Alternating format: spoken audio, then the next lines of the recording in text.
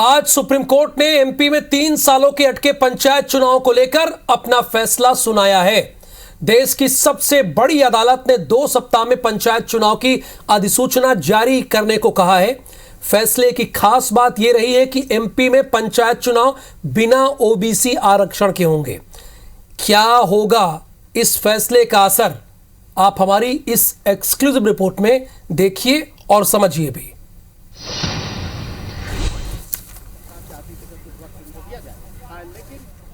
लीजिए, आ ही गया देश के दिल मध्य प्रदेश से जुड़ा वो फैसला जिसका इंतजार पूरे प्रदेश को था।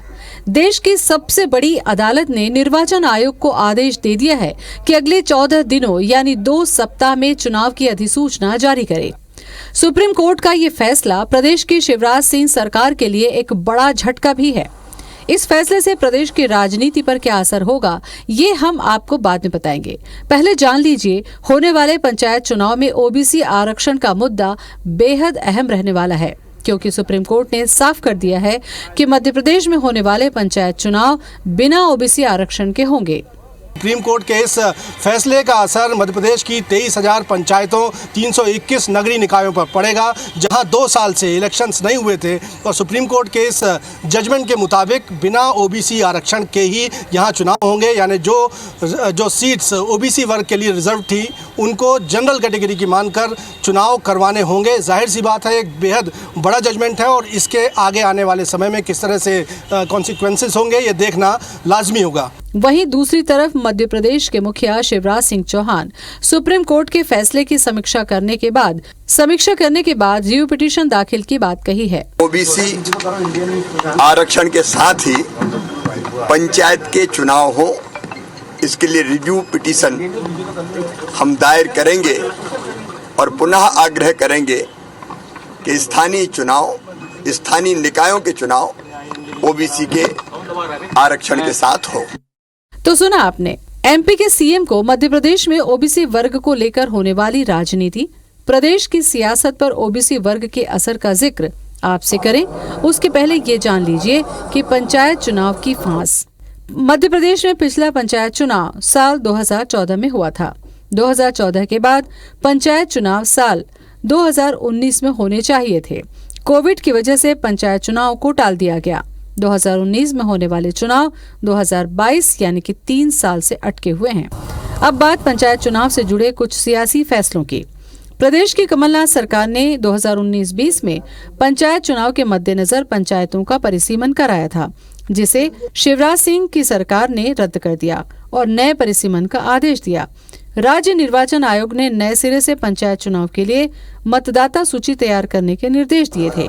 राज्य निर्वाचन आयोग की तरफ से प्रदेश में मतदाता सूची का प्रकाशन 25 अप्रैल तक पूरा करना था। माना जा रहा है कि मतदाता सूची का काम लगभग पूरा हो चुका है।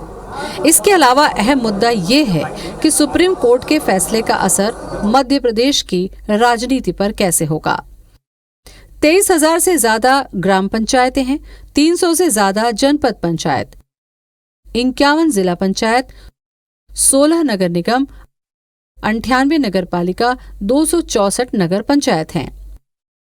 शिवराज सिंह सरकार की सुप्रीम कोर्ट के फैसले के खिलाफ पुनर्विचार याचिका दाखिल करने के फैसले को कांग्रेस का कहना है कि सुप्रीम कोर्ट के फैसले के खिलाफ रिव्यू पिटीशन दाखिल करने का कोई औचित्य ही नहीं है।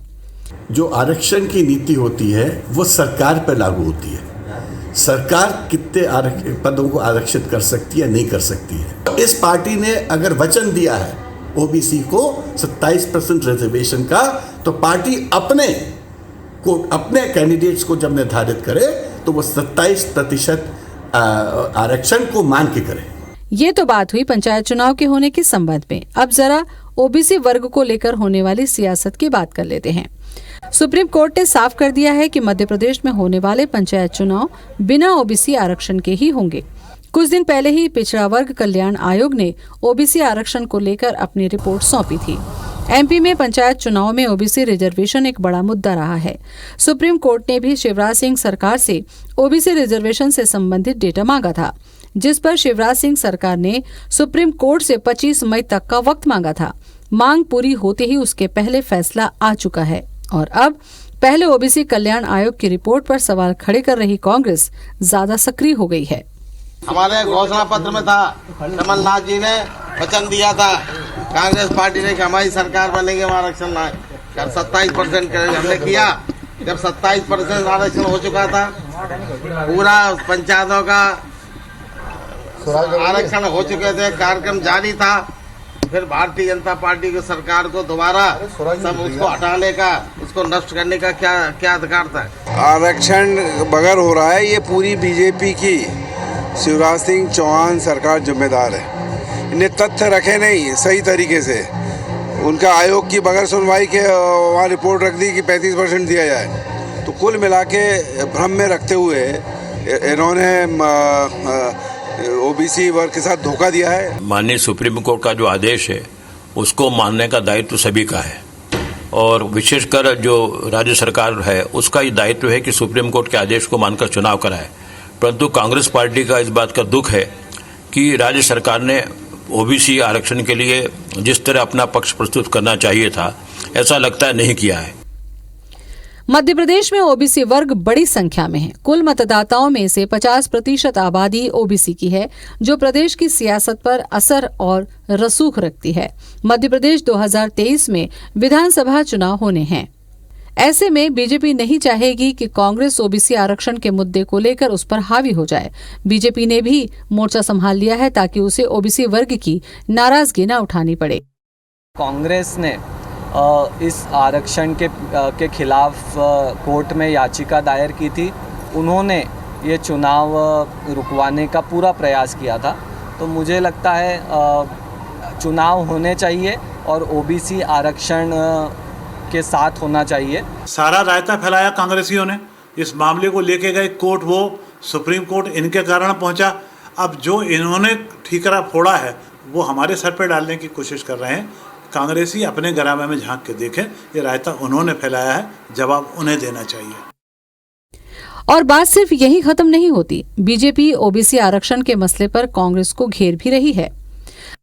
कांग्रेस ने के कारण से ये हालत आई है। कांग्रेस ने सदैव इस वर्ग के साथ छलावा किया है। कांग्रेस के कारण से आज ओबीसी वर्ग कोर्ट दर दर भटक रहा है। अगर पुनर्विचार याचिका स्वीकार नहीं हुई तो अब प्रदेश की 23,000 से ज्यादा ग्राम पंचायतों में बैनर पोस्टर लगेंगे, सड़क नाली के निर्माण के वादे होंगे, जनता के पास निकाय प्रतिनिधियों के पिछले कार्यकाल की समीक्षा का मौका होगा। देखना दिलचस्प होगा कि रिजर्वेशन, रोटेशन और परिसीमन के झंझावात से निकलकर पंचायत चुनाव किसे राजनीतिक बढ़त देते हैं। इन चुनावों का 2023 के चुनाव पर क्या और कितना असर होगा। Bureau report, IBC 24।